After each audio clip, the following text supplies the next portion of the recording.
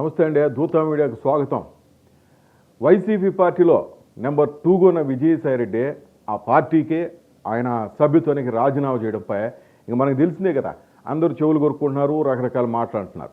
ఆయనతో పాటు మరికొందరు వైసీపీ రాజ్యసభ్యులు కూడా పార్టీని ఈడతారని, ఇంక వారంతా వెళ్ళిపోతే ఇక వైసీపీ సంకనాకెట్నే జగన్ ఇంకా కొట్టు మూసేయాల్సిందే, దుకాణం మూసేయాలని మరికొందరు అంటున్నారు.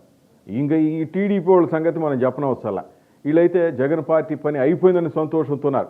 అయితే వాళ్ళు ఆశపడుతున్నట్లు జరిగే అవకాశాలు మాత్రం కనిపించండి. ఎందుకంటే ఏదో కొంతమంది రాజ్యసభ సభ్యులు మరి కొంతమంది నాయకులు పార్టీని ఇడితే జగన్ పార్టీకి పెద్దగా నష్టమే ఉండదు. గతంలో కూడా ఇదే జరిగింది. దీనికి కావాలని వీళ్ళు మర్చిపోతున్నట్టున్నారు. బాగా గుర్తుపెట్టుకోండి. వాస్తవానికి జగన్ బెడద తప్పితే బాగుండు అని రాష్ట్ర హితువు కోరుకునేవారు భావిస్తున్నారు. అయితే అదే సమయంలో వాస్తవికంగా చూస్తే అది అయ్యే పని కాదు. ఎందుకంటే రాష్ట్రంలో జగన్ పార్టీని ఆదరించేవారు లక్షల్లోనూ ఉన్నారు. జగన్ అవినీతిపరుడు, అవివేకి, మూర్ఖుడు, స్వార్థపరుడు, ఇలాంటి అవలక్షణాలు చాలా ఉన్నాయని అన్నా కూడా ఆయన పార్టీని సమర్థించేవాళ్ళు ఆయన ఏం పట్టించుకోరు. కొన్ని కులాలు మతాలకు చెందిన వ్యక్తులైతే వీటికి అతీతంగా ఆయన ఆరాధిస్తున్నారు. వారికి ఆయన ఏం చెప్తే అదే వేదం. ఆయన తమ కోసం పుట్టిన దేవదూతలాగా భావించే వాళ్ళు చాలామంది ఉన్నారు. కాబట్టి గత ఎన్నికల్లో జగన్ పార్టీ ఘోర పరాజయం పాలైనా వారిలో అసలు ఏం మార్పు లేదండి. ఇది గమనించాలి. టీడీపీ వాళ్ళు కూడా బాగా గుర్తుపెట్టుకోండి. గత ఎన్నికల ఓటుని జగన్ అన్న ఆల్రెడీ ఈవీఎంలపై నెట్టేశాడు. ఆయన అభిమానులు కూడా దాన్ని నమ్ముతున్నారు. అయితే గత 5 ఏళ్ల అరాచక పాలనపై పన్నెత్తి జగన్ ఎవరు ప్రశ్నించారు. అది జగన్కు దేవుడిచ్చిన వరం. ఇటువంటి పరిస్థితుల్లో ఇప్పుడు కొందరు నేతలు పార్టీని ఒగ్గేసి పోతున్నా కూడా వైసీపీ ఉండదనుకోవడం సరైన ఆలోచన కాదు. వాస్తవానికే ఈ ముగ్గురు చంద్రబాబు నాయుడు, పవన్ కళ్యాణ్, బీజేపీ వాళ్ళు అందరికీ కూటమి ప్రభుత్వం ఏర్పడితే తప్పి ప్రజలు చాలా ఆశలు పెట్టుకున్నారు స్వామి. అయితే రోజులు గడిచే కొద్దీ ఒక విధంగా చెప్పాలంటే నిజమే మాట్లాడుకోవాలి మనం. కొంతమంది ఈ ప్రజలైతే పెదవి విరిచే పరిస్థితి వచ్చేస్తుంది. ఎందుకంటే ఈ సూపర్ 6లో ఏదో ఒకటి పెన్షన్లు తప్ప మిగతా అవేమీ అమలు చేయలే. చాలామంది నిరాశను వ్యక్తం చేస్తున్నారు. ఎందుకంటే దొంగోడో, అవినీతిపరుడో, అరాచక శక్తో ఏదైతేమే తమకు ఎంతో కొంత అన్న నొక్కాడు కదా, పంచాడు కదా. వీళ్ళు మాత్రం ఇంతవరకు రూపాయి కూడా తమ ఖాతాలో వేయలేదనే భావన సగటు ప్రజల్లో రోజు రోజుకి పెరిగిపోతుంది. అలాంటి అలవాటు చేశాడు జగన్. అందరికీ నొక్కుతున్నా, బటన్ నొక్కుతున్నా అని చెప్పి అందరికీ వేసేళ్ళకే అలవాటు పోలేదు కదా.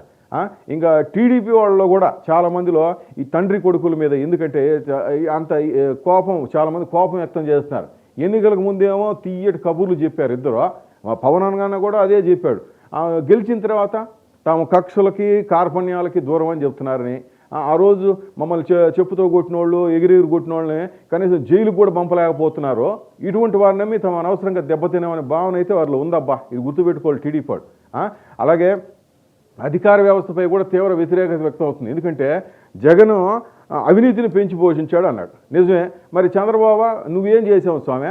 నిజాయితీ పరులైన అధికారులను పక్కన పెట్టి జగన్ అన్న తంటగాగిన అధికారులని కీలక స్థానాలు నింపావా లేదా? మరి ఆయనకి ఈయనకి తేడా ఏముంది? దొందే.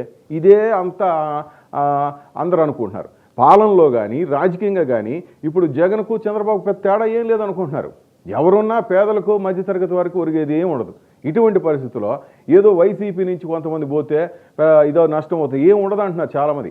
నిజానికి వైసీపీలో నాయకుల అవసరం పెద్దగా లేదు. అక్కడ జగన్ ఒక్కడే నాయకుడు.